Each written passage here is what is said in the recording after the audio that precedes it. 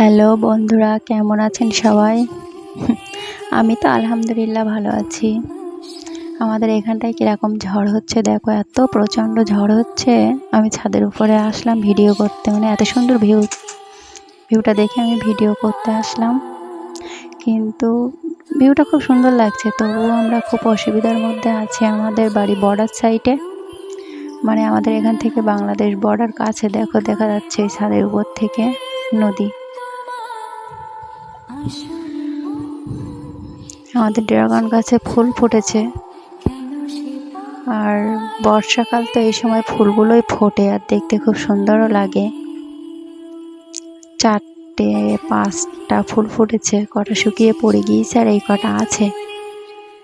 যাই হোক, আমরা তো বর্ডার সাইডে আছি, আমরা খুব অসুবিধার মধ্যে আছি। মানে বলছে আমাদের বর্ডার সাইডে রাস্তা ভাঙচুর করবে, সেই জন্য আমরা একটু টেনশানে আছি। মানে রাস্তা বাড়বে, ভিআইপি রোড হবে, ওই জন্য আমরা একটু টেনশানে আছি। দেখো আমার ছোট্ট ফুল গাছটা কত সুন্দর দুলছে হাওয়ায়, যেন প্রকৃতির সাথে খেলা করছে। কি সুন্দর লাগছে দেখতে, তাই আমি ওকেও একটা ভিডিও করে নিলাম। ফুল গাছ আমার খুব সুন্দর লাগে, ওই জন্য আমাদের ছাদের উপরে কিছুটা ফুল গাছ আছে লাগানো। আর এদিকে দেখো কি ঝড় হচ্ছে, ওই যে নদী দেখা যাচ্ছে। দেখো আমাদের, দেখো আমি জুম করে দেখাচ্ছি, ওই নদী। এই নদীর সাইডে যে ঘরগুলো দেখা যাচ্ছে, এইগুলো হয়তো ভাঙচুর হবে, মানে ওইগুলো ভেঙে দেবে শুনছি। বলছে মাপ নিতে এসেছিল, আমাদের এইখানটায় এখনো আসেনি, দূরের দিকে এসেছিল, সেখানটায় হয়ে গিয়েছে। আমাদের এখানটায় আসবে বলে গিয়েছে, এখনো আসেনি। বুলডোজার চালিয়ে সব কিছু ভেঙে দেবে, দিয়ে নতুন করে রাস্তা তৈরি হবে। এখন যেরকম আমরা খোলামেলা ঘুরতে পারছি, এই সমস্ত ঘরগুলো দেখতে পাচ্ছ, এই ঘরগুলো সব ভেঙে দেবে, এই ঘরগুলো সব ভেঙে দেবে। আর আমাদের কী হবে বলতে পারছি না, আমরা এখন টেনশানে আছি। এখন মানে আমাদের নদীর সাইডে যে ঘরগুলো আছে, তারা তো কিছু হলে আমাদের বাড়িতে আসে, আশ্রয় নেয়। কিন্তু এখন যা সমস্যা হয়ে গিয়েছে, কোথায় যাবে কে জানে, আল্লাহ পাকই ভালো জানে। দোয়া করবেন আমাদের জন্য। ঝড় শেষ হয়ে যাওয়ার পরে আমরা বাগানে গিয়েছি, গিয়ে দেখি গাছে আম পেকে সব পড়ে যাচ্ছে।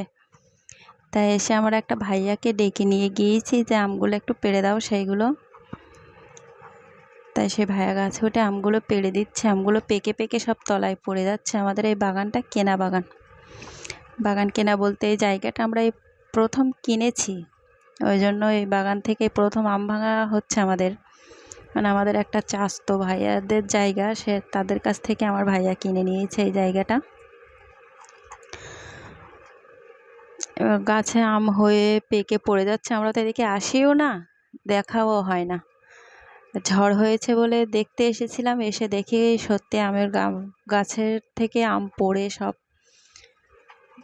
নষ্ট হয়ে যাচ্ছে। তাই আমগুলো ভেঙে নিচ্ছি আমরা।